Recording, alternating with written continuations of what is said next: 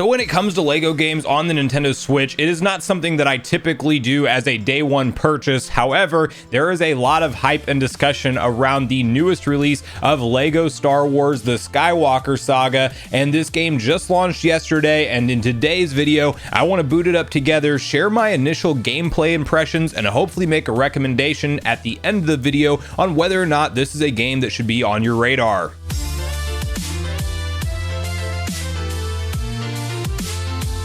What's up, Nation? If it's your first time on the channel, make sure you join Sunbro Nation by subscribing below, hit the like button on this video if you enjoy it today, and make sure you turn on your bell notification icon so you're kept up to date with all the newest gaming news. Now, as I mentioned, guys, I'm pumped for today's video. It's going to be an exciting one. If you've been around on the channel for a while, you will know that this game has been on my radar as we've gotten new gameplay trailers, as just all of the different action and combat that they've shown off so far really seems enticing, and it looks engaging and fun. I definitely have not been historically the biggest Lego game player, like regardless of if it's Star Wars games, regardless of if it's Marvel games. Like it's never something that is typically one that is like a day one purchase for me. But I will tell you that the trailers sold me on it. I have to check it out. The review scores hit on Metacritic, and while the Switch version sat at like an 81 on the PS5, there is the 84 score, which is a very high scoring game, like by all accounts. Not to mention the fact that the game looks very nice. Now, I was very torn. I do own a PS5, even a Series X,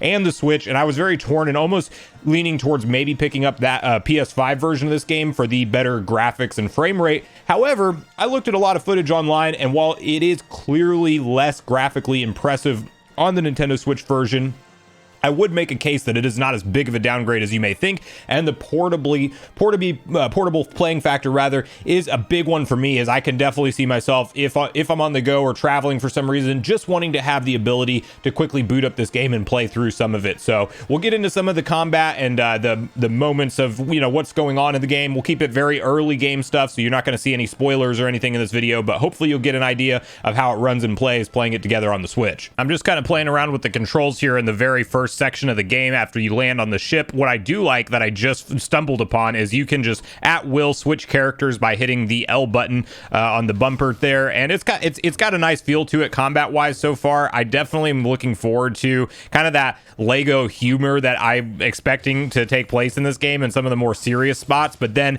it also, even in the opening cutscene, still does a good job of relaying like the super serious atmosphere when it needs to feel serious, but then kind of having some fun with it when you're not. It looks like you can even like throw your lightsaber and things.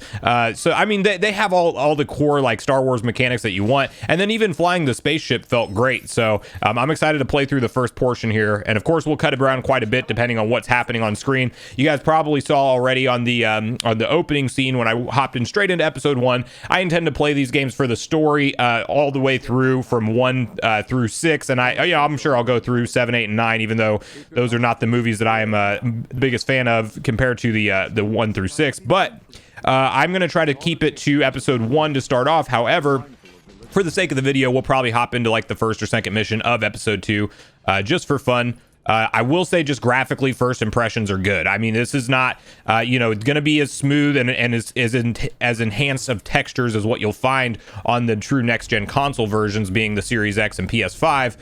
However, still plays pretty nicely in my opinion, and I'm still trying to figure out what I'm doing with that. I guess I just picked that up with the Force. There's still going to be some learning curve for me, of course, getting used to the buttons for the first time. But I do think that, initial impressions are, it's fast, responsive, and looks great. So I'm going to play as my man Obi-Wan here.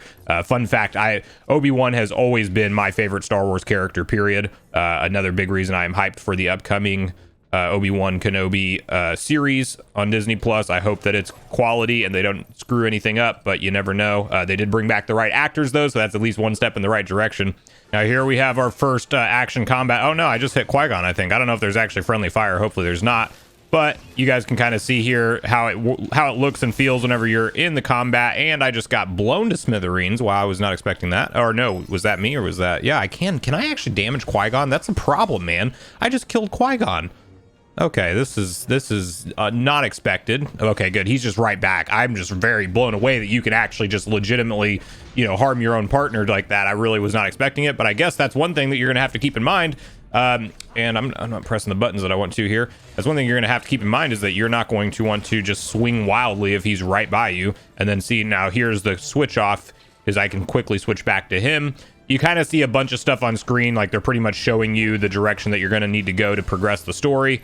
And you will notice graphically, like it definitely has like lower quality textures, and it's somewhat noticeable. Things look a little bit pixelated far off, but honestly, I'm not really going to complain about that too much, because the gameplay still feels nice and responsive.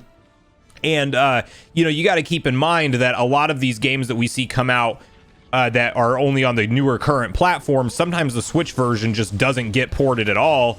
Or if we do get a port, it's the dreaded cloud versions that nobody is a fan of, I think I can safely say. As you know, I mean, the Kingdom Hearts games being a perfect example. I would say on the other systems, this isn't that much more or less graphically demanding than Kingdom Hearts 3, and they figured out a way to make it work on a Switch version. Clearly, there's a downgrade in the graphics, but it's still running just fine. So I mean, I would, I won't start on a whole cloud rant here, but definitely is something that I'm just grateful that we have it day and date on Switch with a full on Switch version, as opposed to not getting a cloud version, where I wouldn't have been interested in picking this one up on the Switch at all if that was the case. I guess I got a little turned around here. I'm assuming I have to go through this door and cut it down, just like the classic moment in the movie. We'll attach this, and then we use circle, or just the L stick, I guess, to cut a hole. Very interesting. I wonder if that's big enough or not. I guess we'll find out. Yeah, this feels great though. So we're gonna get out of here. We'll probably get into some later portions here, cut around a little bit. Now here we have our first kind of semi-mini boss fight, I guess you could say, but we're taking to the ship now, and they're giving me cues here to hit L or R depending on when he's gonna come forward. I'm assuming that's how that works. Yes, that is what that is. And I don't think this is gonna be. Oh, hang on. Let's see if we can get out of the way here. I don't think this is gonna be extremely hard to do here. It seems like we're plowing through his health pretty fast. But I do love, obviously the callback to all of the iconic moments in the movie, and it's progressing pretty nicely here. Like, I think I'm roughly like 20 minutes into the gameplay so far, and I'm already about to go to the, to Naboo and warn them. Now, one thing I did just stumble into is an upgrade system, which I like to see. I think this is pretty cool. It's a pretty simplistic skill tree style thing, but you have basically these extra Lego pieces that you unlock for doing extra missions and things, and you can actually throw that into different upgrades. Like the one that I just unlocked is actually going to make my sprint speed faster, so that's something that's kind of a cool little touch. So now whenever I run, it's 10% faster this time around, but apparently you can continue down that path, and the next one's like 30%. I'm assuming maybe 50% ultimately. Definitely looks like there's going to be a lot of unlockables and side quests from the look of it, because there is a lot of different things going on in the menu. Still very new to it, so I have to kind of digest what everything does exactly, but it's not going to be a game that is light on side content from the looks of it, which I am all here for, because as long as they keep it fun and entertaining, the longer gameplay experience and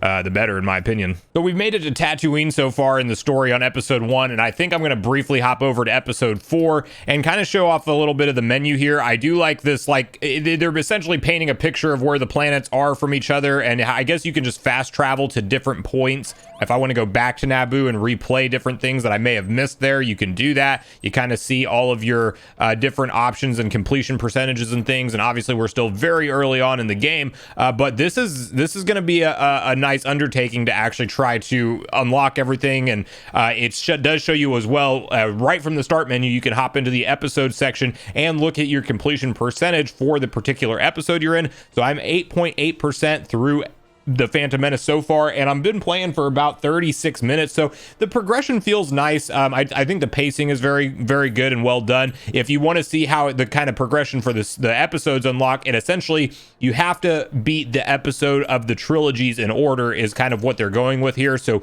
you can actually hop around and play the first episode of any trilogy that you would like, and so we will go with the true classic and the original Star Wars episode 4, which used to just be called Star Wars, now Star Wars: A New Hope, but we're going to go there together and see what kind of like space. We'll try to do some like space battles and stuff if we can get into some of that in this section of the game. So here you have a look at the classical opening scene of episode 4, of course, where the ship's being taken over, and I'm sure we're going to ultimately lose this battle and meet Vader.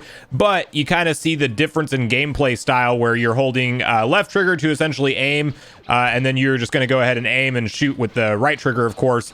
And it's just cool because you're going to play a lot of different gameplay styles in this game, is what I'm realizing, of course, is, you know, you're essentially going from lightsaber battles to first person, or third person rather, shooter style combat, and then even, you know, space battles and vehicle battles and things. And all of it so far feels great in terms of how they pull off the gameplay on each particular section. And I love that starting off on episode 4, I'm blaster focused, whereas starting off episode 1, I'm lightsaber focused, and trying to think of all the different iconic parts that happen over the course of all the movies. That's going to be exciting to see how that they kind of link all those different sections together and gameplay styles together. Now, this is a good example of just the change up in gameplay styles here, as I just chose to get on this cruiser thing, which it doesn't look like it's very well suited for this particular point. But if I want to be on a vehicle and fire at people, I definitely can choose to do that. And I'm trying to protect my R2 unit here, but I don't. Let's go ahead and dismount, because it does look like it's going to be quite a bit harder to actually take these guys out on that thing than I was anticipating. But I definitely do like just the ability to essentially just go pick up what vehicle you want to ride around in, and then you can freely do that. They are transitioning all the different gameplay styles very nicely right now, and then we're getting into a cutscene with Ben Kenobi. And you know, again, the Lego humor is a nice touch to this, because there are some parts that are serious, but the way they sprinkle in just kind of the silly comedy is rather ridiculous and fun. I walked in on some stormtroopers taking a shower earlier, and they're just other ones chilling in a hot tub, you know, kind of chilling on the job, and all these different kind of like classical Lego things that I guess you know, not playing like a whole lot of them, or not, you know, being super familiar with all the staple Lego games. It's kind of fun and refreshing for me to play through. So a little over an hour and a half into the game right now, and I gotta say, I'm really enjoying the variety of gameplay styles. Like, for an example right here, as opposed to just, you know, continuing through and doing all the fast action stuff, I had to do a little puzzle to figure out, to basically build something and then move around different pieces together to get kind of around the barricade that was in front of me. And I think that the thing that's sticking out to me about this game so far is the variety of gameplay styles, the smooth character transitions I tend to really like, as well as you can just quickly switch between whoever's in your party, and depending on what's going on in the story, there's a lot of different things that will apply to, and things just feel and play nice. Even if you're not a Star Wars fan, I still think this is an enjoyable experience. It's definitely not something that is on the challenging side, as there was plenty of times, like while building the Millennium Falcon and actually repairing it rather, that I wasn't quite sure what I was doing. We were getting shot at, and it never felt like I was that close to the risk of death at all. So when it comes to a difficulty standpoint, it's not really going to deliver on that front. But in terms of gameplay and enjoyment, and especially if you're a Star Wars fan out there, because of the nostalgia of all the moments happening in the movies and then the Lego humor thrown in there, this is a fun one for me, and I am fully anticipating beating the entire game. It seems like there's a ton of content and a ton of different options available from the look at it, when you just look at what all is unlocked so far, being a couple hours in, versus to what the entirety